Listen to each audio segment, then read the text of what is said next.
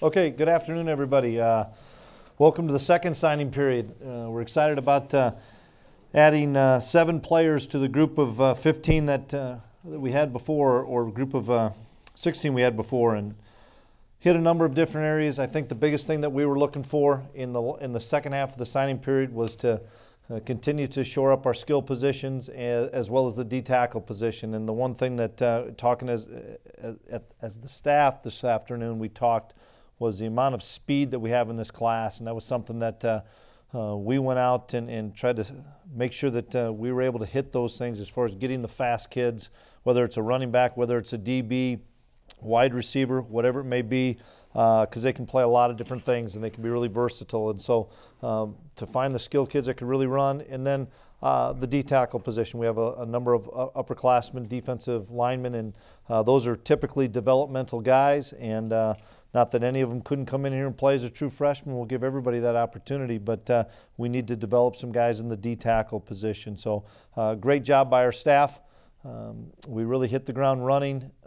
In January after the convention, had about 10 days on the road without school, which really helped us to be able to get into some people's homes and go to schools and keep digging and finding players. And then we had 2 recruiting weekends, and those were big weekends for us, great weekends for us, and we were able to get a few kids even in the last recruiting, the recruiting weekend, which typically is difficult to do because that last weekend a lot of times is set aside for either walk-ons only or guys that maybe were late guys that maybe were additional, and we were able to land a bunch of those on that last weekend. So the 2 weekends we had were really productive. I can't thank the professors on campus, the campus community, the community as a whole did a great job with these young men and their families as they came in.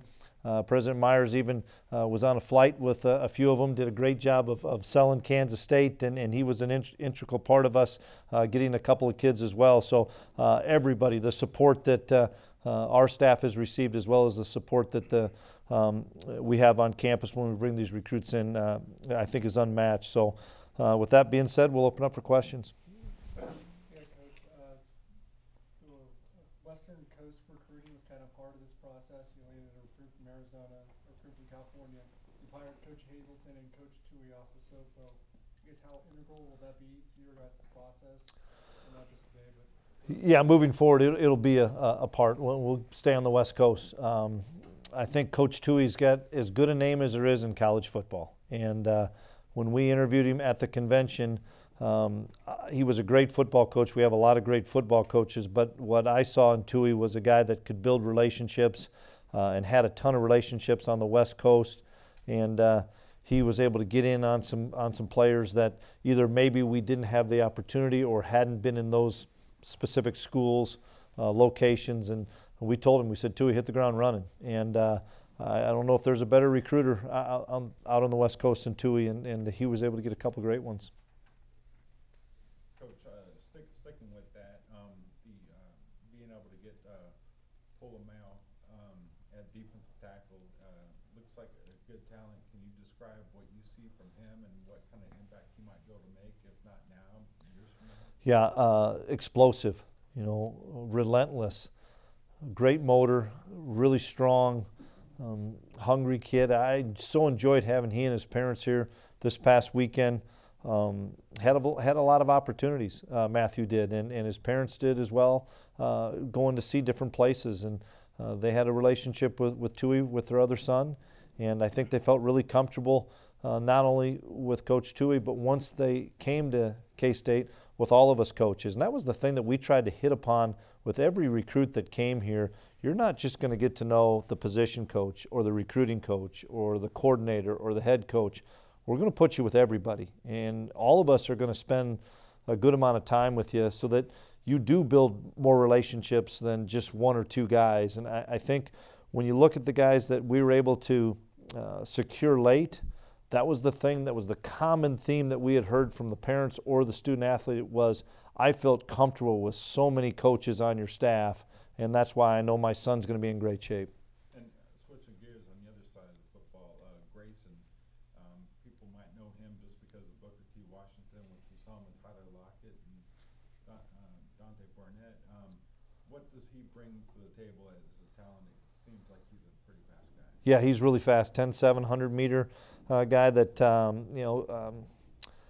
be a running back, catches the ball really well out of the backfield. So in our system, he can flex out and be a slot guy. He can be in the backfield, be a special teams guy, be a return guy.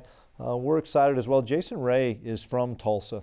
Jason's our wide receiver coach and is from the Tulsa area and has great ties down there. And so we're going to continue there. But you're right, the Lockett name, it resonates with these kids, and we're going to continue to utilize the Lockett name and as well as many other names. But great, really excited about Thomas. And one final question. Yep. How pleased have you been with being able to shore up the running back position, which was a big question mark? Yeah, huge question mark when we were hired. There wasn't anybody on scholarship, so we went out and were able to get James Gilbert as a grad transfer, and then to be able to fill in with a few more with Clyde Price, Joe Irvin as well, and Thomas Grayson. Competition is obviously always big. Everybody has the opportunity to play early. If you'd watch our system, we're going to play with 2 and 3 backs at times. So we need a lot of those type of guys. Plus, they have the ability to play on special teams and catch the ball out of the backfield as receivers, whatever it may be. And I feel good about or better about the running back position than I obviously felt when I first got the job. Chris, you signed guys from California, Florida, all over. Do you anticipate that being your emphasis every year to cast that wide of a net? Yeah, we'll cast that wide of a net, but that doesn't mean we're going to take 6, 8 kids. We're still going to hammer the footprint area, which is Kansas and Kansas City area, Missouri. Obviously, the state of Texas is always going to be big, but I think you have to be able to nationally recruit. Kansas State has a national name; it has a national brand, and so for us to be able to go get some kids in different areas, whether it be California, Arizona, South Carolina, Tampa. Previous staffs, we've had great success in Tampa. Berkeley Prep, I know the head coach at Berkeley Prep really well. I think Josh Youngblood is kind of the steal of the class. I mean, this kid's an electric football player, and I've had really good success with Tampa area kids, and I know that area, and so I know how good the football is. And Coach Mess has recruited there at a lot of institutions he was at, and so we'll be in all those areas. But does that mean we'll end up getting 7 or 8 guys matriculating to Kansas State? Probably not, but we do want to make sure that we have those pipelines open. And you just mentioned Josh there. Do you see him purely being a receiver for you guys? I see Josh getting the football in his hands, however that is. Receiver, running back, returns. Watch his highlight film. He's a special talent. I know Kenyon Reed was a fairly late add to the class there. Just what attracted you guys to him? We think he'll run sub 10.6 this year in the 100, and he can flat fly, and that's something, bottom line, you need to have at the corner position. And we see him as a corner. He played a ton of wide receiver in high school, and I think a lot of people were recruiting him only as a wide receiver. We needed corners, and we needed corners that could really run, and that's what excited him, and that's what enabled us to get him to come on the visit late, because he had some really good offers, and we said we see as a defensive player. And that excited him and excited his folks. And so when you have that ability to run, one thing it's hard to change is speed. And he has that great ability to get up and run. And in this league, obviously, we need kids that can run to play corner. Hey, Coach, is there anything you wanted to get done by this point that you haven't yet? No, I think I like what we did. We were trying to find kids that could really run. That was the number one thing. When you come into it, it's difficult when you're going late to see how many kids you can flip and all those other things. We wanted to find guys that wanted to come to Kansas State. And when we would reach out to a young man and we'd talk about Kansas State, if we could get them excited quickly, then we were going to stay in on them. If we couldn't get them excited quickly, then in my mind they probably weren't going to be a great fit here anyway. And so when we found those guys, we attacked those guys with a number of coaches, and it just happened to be the fact that the defensive tackle position was able to get enhanced, and then it was neat when a lot of those kids that were really excited could really run. Switching gears, the redshirt rule came into play last year, play 4 games and still maintain it. What's your kind of philosophy or approach to that? Yeah, I hope all of them play 4 games. I mean, that's the plan.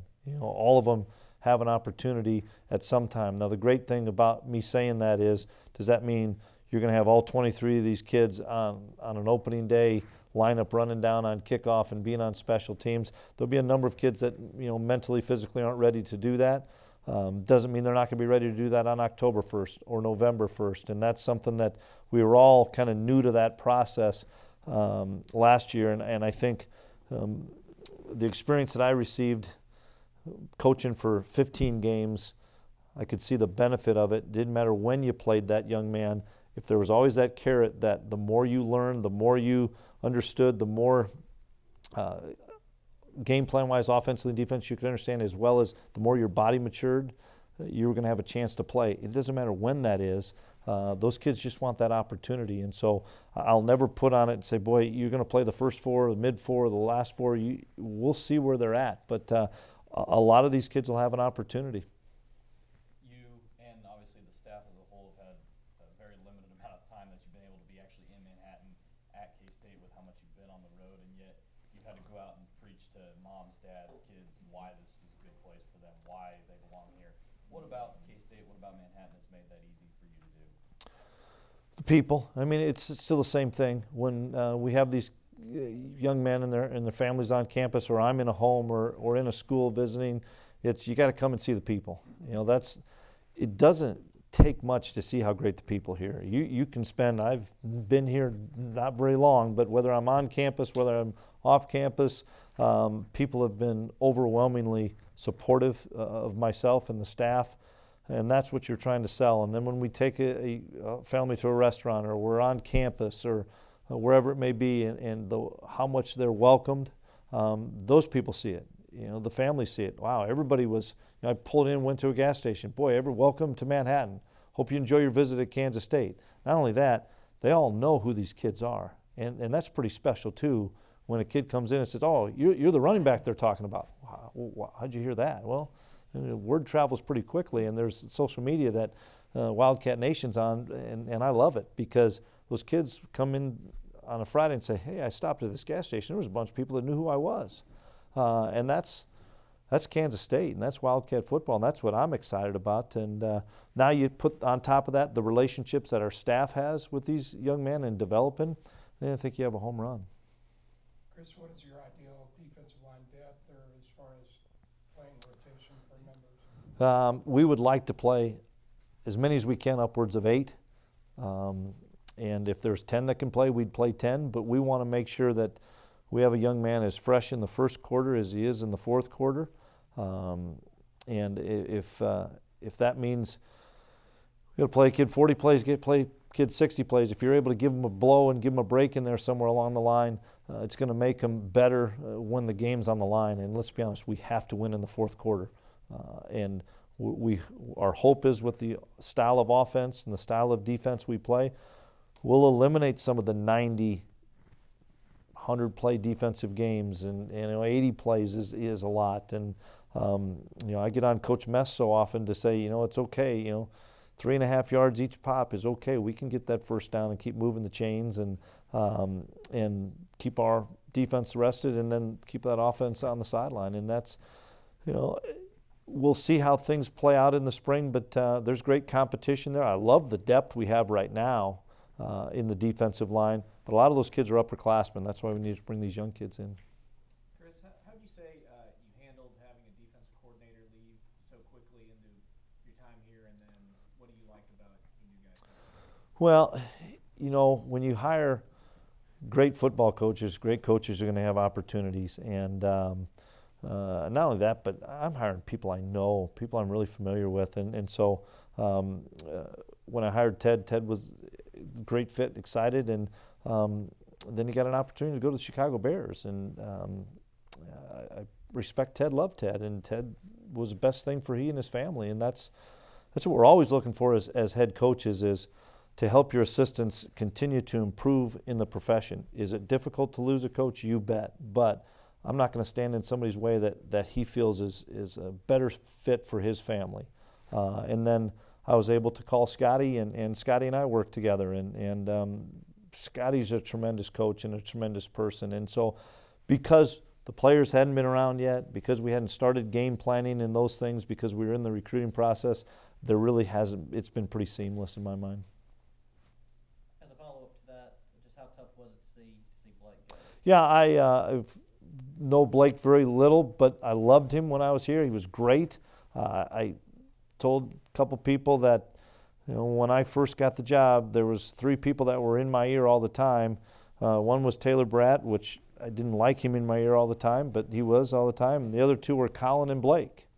And that told me those 2 kids, or 2 coaches, not only wanted to get hired and stay here, they really cared about Kansas State. And obviously you can see that because they both played. And I know Blake struggled with the decision, and I have a tremendous amount of respect for Blake. Blake's a great man and a great football coach, and once again, I want what's best for people and their families, and if that's the best move for he and his family, I'm going to support him, because that's what we do as head coaches, is try to support our assistants. When we were here in December for the early signing day, you talked so much about owning the footprint of Kansas and Missouri. You had one more with Clyde Price. What did you like about him, and how important was it to add another KC? Yeah, obviously with Clyde, a bigger back is something we were looking for. It's hard to find big backs that can really run, and when you get them right in your backyard, you need to try to keep them. And we tried to get Clyde on the early signing period. I respected Clyde in wanting to go through the process and get to know the coaches that we were going to bring in. Did that. So enjoyed his parents. His parents really, I think, felt comfortable at Kansas State with their son at Kansas State. I know that Colin Klein and Connor Riley did a phenomenal job recruiting him and staying on him. And I know in the end, Kansas State was the best place for him, and as a running back and a big kid that within our offense, I'm looking for, once again, he's one of the many that has an opportunity, whether it's 4 games or 12 games or 13 games, has an opportunity to play early. Coach, I know you can't speak on anyone specifically, but for 2020, the state looks pretty strong in Kansas and the metro area. Just talk about the class in general, if you could, and your focus on what that group will do. Yeah, it turns to that focus right now. Obviously, after this 19 class and the 2020 in Kansas and Missouri is extremely good talent there, and we'll go out and attack those guys as soon as we can, and try to get some of them on campus here this winter. I was going to ask specifically about the tight end position and how you feel about that. I noticed that you got Connor Fox here. Did you need more than that? Or? Yeah, we looked, Wyatt, at length, but as you can imagine, when you look for tight ends, especially in the offense we run, you're almost looking for glorified offensive tackles. And we receive a lot of tape on guys flexed out, catching the ball, running around, and that's great, but it doesn't really fit the skill set that we're looking for. And not many kids put a highlight tape together of me just mauling somebody at the line of scrimmage with an 80 jersey on. And so we're going to find that within the program, and that's something that, as coaches we enjoy doing, whether that's at a defensive end position, an undersized offensive lineman, whatever, be a linebacker.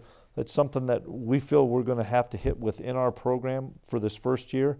But now moving forward, when we have the full cycle, I think we'll be able to find, a few more of the type of guys that fit our system. We were talking to Van Malone in here the other day about how much he uses social media and how effectively he's able to use that recruiting. How important is it to have that kind of an attitude with somebody on the staff? Yeah, tremendously important, and Van does a great job. Van connects with these kids so well. It's fun to watch him on weekends. But all our guys are active on social media, and it's the new wave. We all are going to be. It's a way to get in touch with these guys, and maybe they don't respond in one form, but they do respond in another form. He's just trying to find that niche of how you can get a hold of these guys. But I think Van and all of our staff does a tremendous job of reaching out to these kids and maintaining a constant dialogue with these guys, and that's the important thing. That's still part of that, building that relationships. I'm still a big face-to-face conversation guy. You just only get so many face-to-face opportunities, and so when they get on campus, that is what is so important. When these kids and these families get on campus, is getting them in front of as many coaches as we can in quality time, and that's what I think we did an exceptional job these 2 weekends we had recruits in.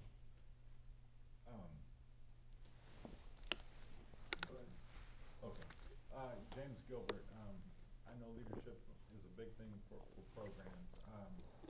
Have you seen anything within his makeup so far since he's been at K-State that lets you know that perhaps he might be among those that might be able to step up? Well, I haven't been here enough because I've been on the road for the last 3 weeks. The few workouts that I've been able to attend, been really impressed with just his movement skills, his ability to burst. I don't expect James to come in and lead an offense or lead a football team. I expect him to stay humble, learn from the guys on how to do it the Kansas State way. I appreciate the people he's following right now are the right guys to follow, and I'm excited. Just watching a little bit, I'm excited of his skill set that he would fit well within our system. And if I could also ask, you're trying to get your feet back on the ground here after recruiting, and then swinging right into spring football, but you've had such an excellent track record with quarterbacks through the years. When you look at Skylar Thompson, what kind of goals maybe do you have intrinsically or tangible for him during the spring? Biggest thing is to get comfortable within our system, the new verbiage, just the new language, and meshing with Coach Mess, Coach Riley, and Coach Klein. I mean, all three of those guys are going to work in tandem on. Connor really is an integral part of our run offense, so he's going to visit a lot with Skylar as well as Colin, and then in the passing game, Mess kind of handles a lot of that, and so Skylar will have relationships with all those guys, and that's the biggest thing I want Skylar to do. Skylar just needs to be Skylar, and that's what excites me about him, because I just so enjoy being around him, because he is a servant leader. He makes others around him better, and he's a sponge. He comes up to the office and just wants to watch film and learn more. I'm trying to find a way to get my old buddy Easton Stick out here to see if he can spend a little bit of time with him, because nobody ran our system better. He's 49-3. I think somebody could learn a thing or two, and Skylar's excited about that. So if we can, do little things like that to get him comfortable with our offense and our system, it'll make him much better. Jonathan Alexander was kind of a safety that I guess signed in between the two signing periods. Junior college transfer. Because of that, is that someone you envision probably playing pretty quickly? Yeah, that would be the biggest benefit of us not starting school until January 22nd. We were able to land Jonathan a week later, and he still could get into school here and not miss any class time. Wonderful athlete, and the limited times, but the few times I've seen him in winter workouts, oftentimes you think a kid's got to come in and get into shape. The kid's in phenomenal shape. He's a specimen. He's 6'2.5". He's 205 pounds. There's not an ounce of fat on him. He can really run. He can change direction. Now the learning curve will be big for him. How quickly can he pick up Coach Hayes' defense? The good thing about it is he's going to be on the same level playing field with everybody else that's just picking up Coach Hayes' defense. It's just, the guys that played Big 12 football are going to have an advantage just because they're used to game plans and things. But I've been impressed with him extremely well. Time for just one more. Can you describe the process of what it was like to welcome Tyler Burns back into the program? Yeah, Colin kind of set me up with Tyler, and we just visit with him, and he understands the need at the running back position, and I visited with him. I visited with his father and wanted him to have an opportunity to come back. Heard nothing but great things about him, and I asked the leaders of the team, and they really enjoyed him. So he's back, and he'll get an opportunity to compete at the running back position. There's one more here, Brian. Just want to know, Coach, after you did the talk at halftime, do you want to take any credit for helping him in about Wow, I wish I could, but big win. Great environment, great atmosphere. So enjoyed that game. My family did.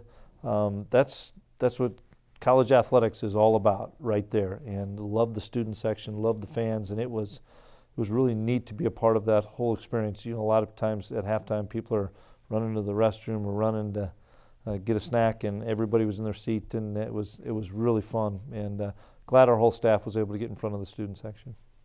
Bye.